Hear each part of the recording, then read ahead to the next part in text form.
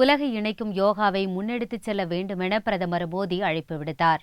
2வது சர்வதேச யோகா தினம் ஜூன் 21ஆம் தேதி கடைபிடிக்கப்படுகிறது.